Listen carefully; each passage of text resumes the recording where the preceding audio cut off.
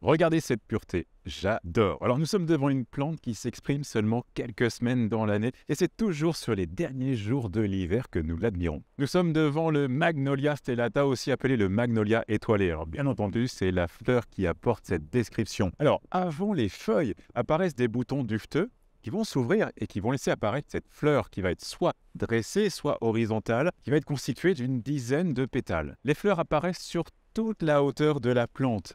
Et vraiment, vous ne pouvez pas rester insensible tellement c'est pur. Alors, vous allez planter les Magnolia stellata dans un sol frais, bien drainé, humifère et, si possible, avec un pH neutre. La plante va prendre un développement de 3-4 mètres de haut et qui peut atteindre 3-4 mètres de large également. Vous plantez le Magnolia stellata au soleil ou mi-ombre, donc mi-ombre à l'ombre d'une autre plante ou d'un bâtiment. Mais vraiment, si vous avez la possibilité de mettre cette plante au soleil, c'est là profiterez de toute cette blancheur. Les fleurs vont laisser la place à des feuilles qui font 10 cm de long, qui sont oblongues et d'un vert moyen. Et c'est ce vert moyen qui rend la plante indifférente. Alors, vous la planterez avec d'autres plantes autour qui aiment les mêmes conditions. Donc, on va parler du pieris, qui va fleurir là d'ici quelques semaines. On va parler de l'azalée, du rhododendron, de l'hortensia, du camélia sur la période hivernale. Et de nouveau, nous aurons le plaisir de retrouver nos fleurs étoilées. Alors bien entendu, si vous avez de la place, vous pouvez l'associer avec plusieurs magnolias, dont le magnolia à fleurs de tulipe qui ne va pas tarder à s'exprimer.